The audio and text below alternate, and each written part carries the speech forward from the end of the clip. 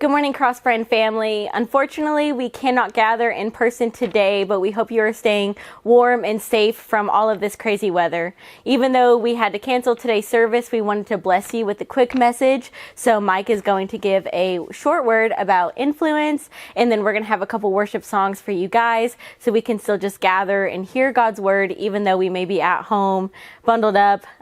We hope that you're safe and staying warm. We have a couple quick announcements to just keep in mind as we go throughout this week. We would love for you to join us again next week when we go back into our regular services, but we have a couple different events coming up. First, we have a couple clips that you may see on our social media from our women's conference. We would love for you to check those out and share those. We are wanting to invite all of the ladies of East Texas to the Things Above conference here at Crossbrand Cowboy Church, and you can go online to buy tickets for that, and just be sure to get as many as possible and invite your friends so they can all join us at the women's conference. We also have a men's breakfast coming up, so that's going to be on February 7th. So if you're a gentleman, you can come to Crossbrand and enjoy some breakfast and some fellowship. We also have a sweetheart ball, and that's going to be for families and kiddos of all ages, so sons and daughters, mom, dad, grandparents. We want you to come, we want you to fellowship, and you can enjoy the dance, and we're going to have refreshments and just spend time with one another. So be sure to mark your calendars for February 13th. That's going to be in the multipurpose building from 6 to 8 p.m.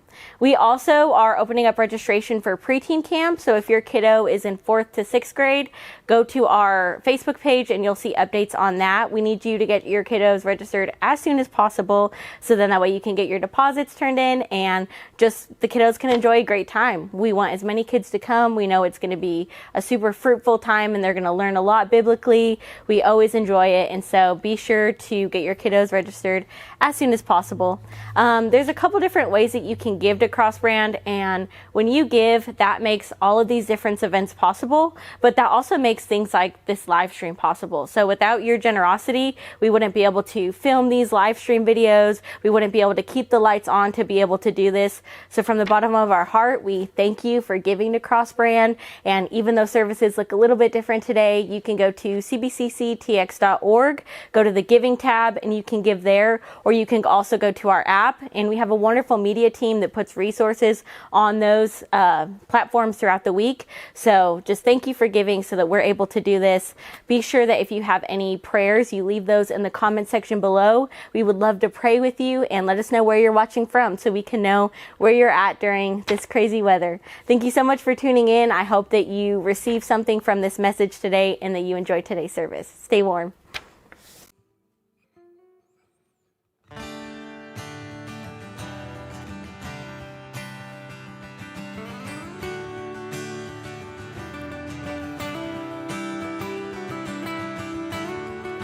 Lord of all creation, the water, earth, and sky. The heavens are your tabernacle. Glory to the Lord on high. Oh God, our wonders beyond our galaxy.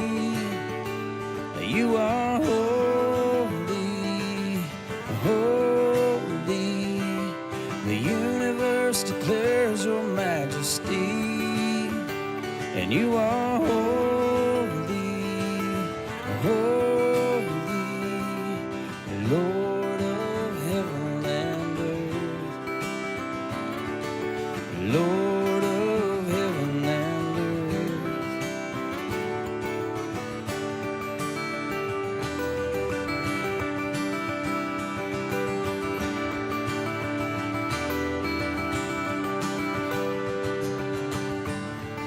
So early in the morning,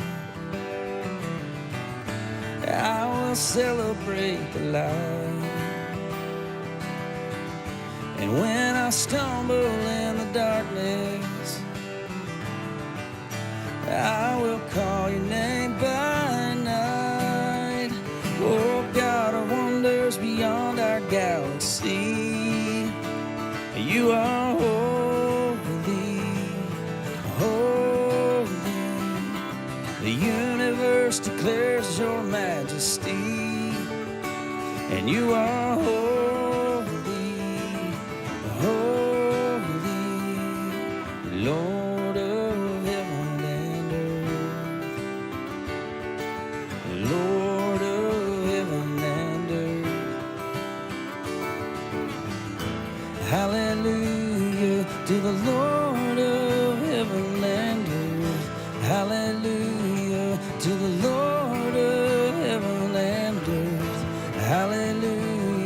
to the Lord of heaven and earth.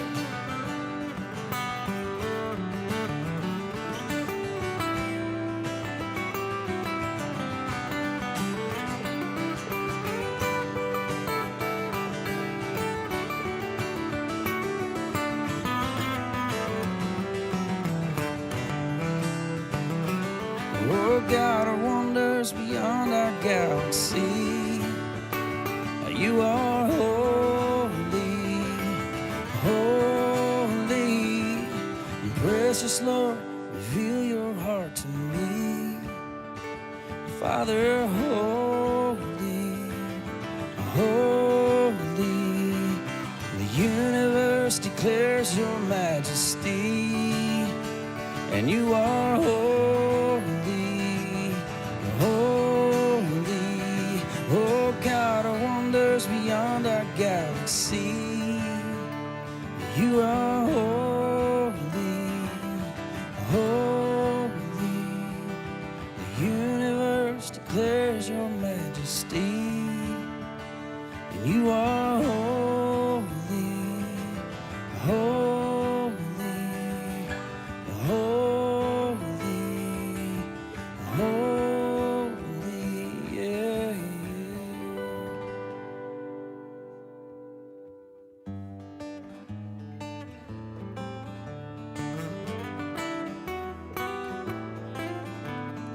I am weak, but thou art strong. Jesus, keep me from all wrong, and I'll be satisfied as long as I walk. Let me walk close to thee. Just a closer walk with thee. Granted, Jesus is my plea, and daily walking close to thee. Let it be, dear Lord, let it be.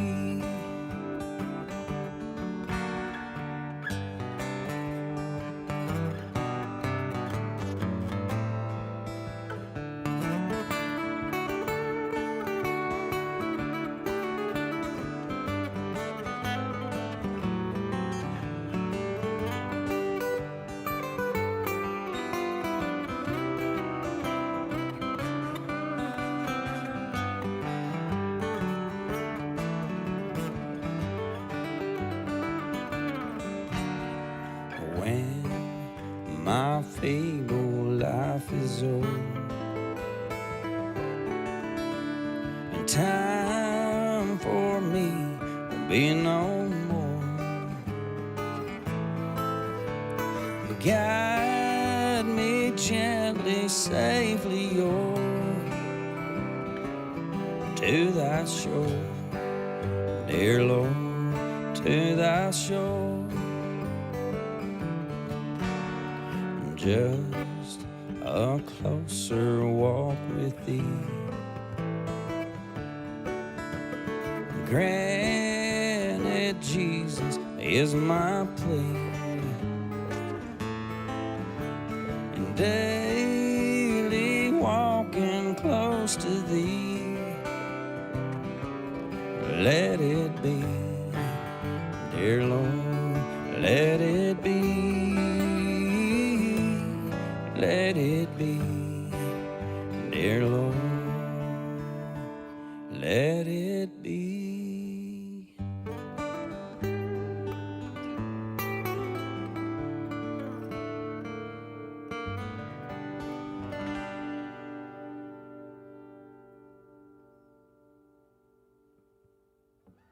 Okay, family and guest, we appreciate you tuning in to us today because of the weather. I'm sure if I'm sitting here pre-recording this and you're listening to it, we had a bad weather day. But as you have heard, we are so glad you're here. I hope you enjoyed the music. And I just want to share something with you. Take about 8 to 10 minutes of your time. I loved, and I still love, Jesus' teaching style because he was so practical. Even when he talked about hard things, he would tell a story that all of us could relate to, especially those people in his era, in his day and time. He would tell it and they would go, yeah, no, we get it. So he was talking about influence one day. And in Matthew chapter 5, he said, you, talking to his followers, are the salt of the earth. If salt loses its saltiness, however, it cannot be made salty again. I'll explain that in just a second. It's no longer good for anything except to be thrown out and trampled underfoot. So they just throw it on the ground and on a footpath. He said also, in regards to influence, you're the light of the world. A town built on a hill cannot be hidden. Neither do people light a light and put it under a bowl. Instead, they put it on a stand and it gives light to everyone in the house. So in the same way, let your light, Jesus followers, shine before others so that they may see your good deeds and glorify your Father in heaven. You know, like it or not, we all have influence. So I just need to make 2 or 3 statements here this morning, and then you have it. You can go back to your fireplace and your TV watching on this cold day. Your influence is there, like it or not. A city on a hill, he said, cannot hide its light. You can't miss it. Well, guys, here's the thing. When he said you're the salt of the earth, it works in both directions. Your influence can be good. Your influence can be bad. Just like the little kid that every once in a while will repeat something Dad said in the shop. Mom hears it and she says, we don't talk that way. Well, Dad, that's on you. That's your influence. Like it or not, we got to understand that we have influence one way or the other. The second thing about influence that Jesus is trying to point out that day is your influence is powerful, good or bad. He's wanting you to have good influence.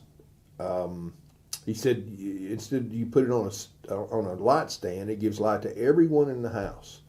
And in the same way, let your light shine. Let your influence shine before others. Why? For the purpose that they'll be pointed towards your Father in heaven. So light is used in a variety of ways and a variety of levels. Well, so is our influence. We have influence first and foremost in our family. Then you move your circle out, and that's going to be probably at work. And then you have it in your community.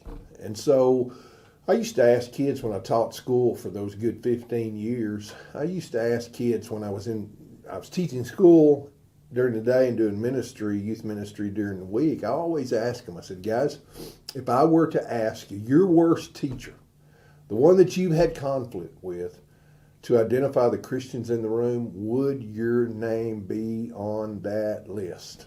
I would ask the same thing at your work. You adults, think about it.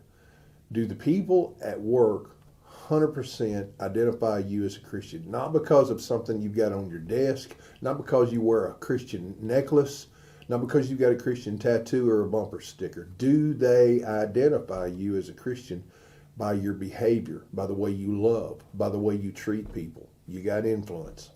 Jesus used the term salt. It's interesting. Salt then was certainly used for a lot of different reasons than we probably would use it today. Number one, salt was made for medicinal purposes. I had an old gentleman, an old farmer, Lee Brown. I never saw him take medicine, and I never saw him treat a wound with anything but salt and a rag. He would put salt, pack that wound, clean the wound, pack it with salt, and then wrap it up. I wouldn't recommend that if you have a low tolerance to pain. Salt was used in Jesus' day for preserving food. It was good, and then ultimately, like us, it was used for taste. It always brings something new to whatever dish you're eating when you add salt. But I will tell you, I tell you something else. One of the other things salt does is it creates thirst. I believe with all my heart that one of the things that Jesus was getting at that day is your influence ultimately needs to point people to the Father. Your influence, your words, your activities need to create a thirst in people for wanting to know more. Hey, why do you behave that way? Why do you not worry? How can you have this much joy? And ultimately, our job is to say, well, I have the joy. I'm not perfect, but I have the ability to cope because I follow Jesus as my Savior. Ultimately, guys, just think about it. I hate to bring this up, but your influence can really be tainted at times. It can be weakened, and this is all of us. And this is why the Apostle Paul constantly spent time with churches telling them to be on guard, watch out, pray without ceasing, grow, because your influence ultimately can be damaged in a terrible way. Jesus said, now you guys know if salt loses its saltiness, how can it be made salty again? Well, it's not good for anything, he said. It's useless. Now, Jesus was being kind, but you think about how many Christians, self-identified Christians out there, even today, have lost their ability to make a difference in the world for Jesus because of hate, because they're mean, because they have hurts, habits, and hang-ups that do not reflect Christ. And none of us are going to be perfect, but just think about it, man. How many people have left church, have no interest in Jesus because of people who identify as Christians?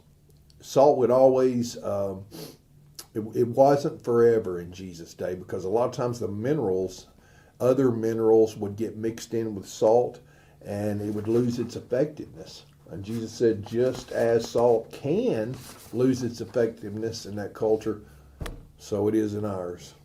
Guys, you are an influencer. Not like what we see on TikTok or Facebook, but you are an influencer. First in your family, then in your circle, your job, and ultimately in your community. And some of you even in your church, of course, you're an influencer. However, sometimes when we allow sin, we allow stuff to spew out of our mouths, constantly. Not only Jesus, but the apostles. James, the apostle Paul, talked about the power that we have in words to speak life into people or to speak evil and death into people. And maybe it's because you've been negative. Maybe it's just because you have lost focus of your job as a Christian. Before I go, let me. If you feel like you've lost some influence with people, here's what I've had to do personally in my own life. I'm going to ask the Lord, what do I need to do to rebuild that relationship? What do I need to do, Father, to rebuild my ability to have influence in my family, in my community, at my job? Maybe it's because of something I said. Maybe it's because of something I did. Ultimately, two things. Number one, apologize to them. If God has got anybody on your heart today that you feel like you have lost the ability to influence them for Christ because of some of your words and your actions, God will give you He'll give you the strength. I promise you to send them a text, send them an email, give them a call, meet them face to face, and just say, "Hey, buddy, I was not behaving like the man Jesus that I claim to be following." And then secondly, I would ask you to go back to the basics in your Christian life. Get back in the Word. Get back in prayer. Get back with your Jesus people, your community. If you'll do those three, of course I call them the big three. It's like sitting on a three-legged stool. Hey guys, got everything. Everything can be redeemed. And influence is one of those. So how about you? As I close this morning, I just want you to know, if you're listening to me and you're a believer, remember, you are an influencer. Second, I would be very derelict in my duty if I didn't tell you this. If you are not a follower of Jesus right now, or maybe you've drifted, I pray that wherever you're at, right there in your living room, if you're listening, driving down the road in your truck, just take a moment to say, Jesus, I'm a mess. I'm a sinner. I don't want to live this way anymore. Forgive me. And guys, he will do just that. That's why he came to this earth, to reconcile and to redeem. God bless you, family.